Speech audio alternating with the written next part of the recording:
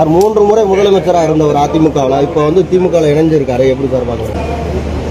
OPS அவர்கள் திராவிட முன்னேற்ற கழகத்தில் இணைந்ததன் மூலம் திராவிட முன்னேற்ற கழகத்திற்கு மட்டுமல்ல, அதன் தலைமையிலான மதசார்பற்ற முற்போக்கு கூட்டணிக்கும் கூடுதல் வலிமை சேர்ந்திருப்பதாக வரவேற்று மகிழ்ந்தோம்.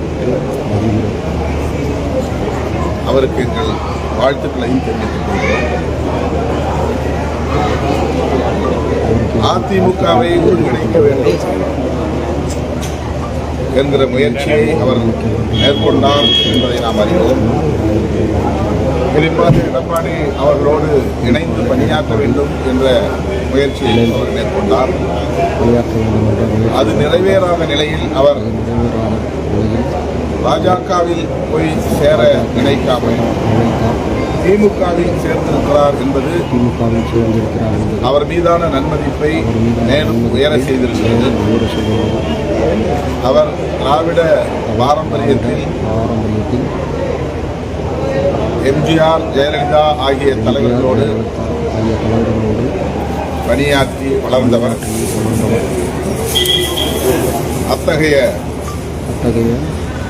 பாரம்பரியத்தை பாதுகாக்கும் வகையில் வலதுசாரி அமைப்புகளோடு தன்னை இணைத்துக் கொள்ளாமல் மீண்டும் அதே திராவிட பாசறையில் தன்னை இணைத்துக் கொண்டது வரவேற்கத்தக்கது, பாராட்டு.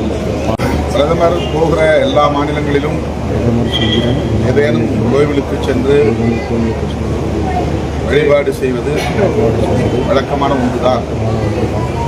அந்த வகையிலே அவர் திருப்பரங்குன்றம் திருமுருகனை தரிசிப்பதில் நமக்கு மகிழ்ச்சி.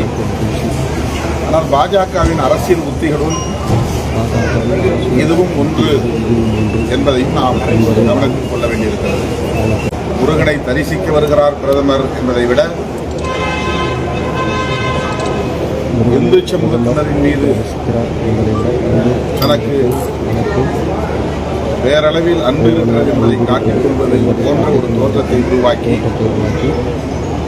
அதன் மூலம் சிறுபான்மை சமூகத்தினருக்கு எதிரான ஒரு நிலைப்பாட்டை அவர் உறுதிப்படுத்துகிறார் என்றுதான் நான் புரிந்து கொள்கிறேன்.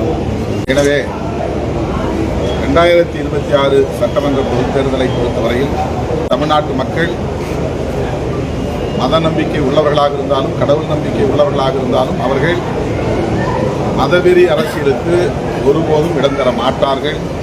மதச்சார்பின்மை என்கிற அரசியல் அமைப்பு சட்டத்தின் விழுமியத்திற்கு பெரும் துணை இருப்பார்கள்.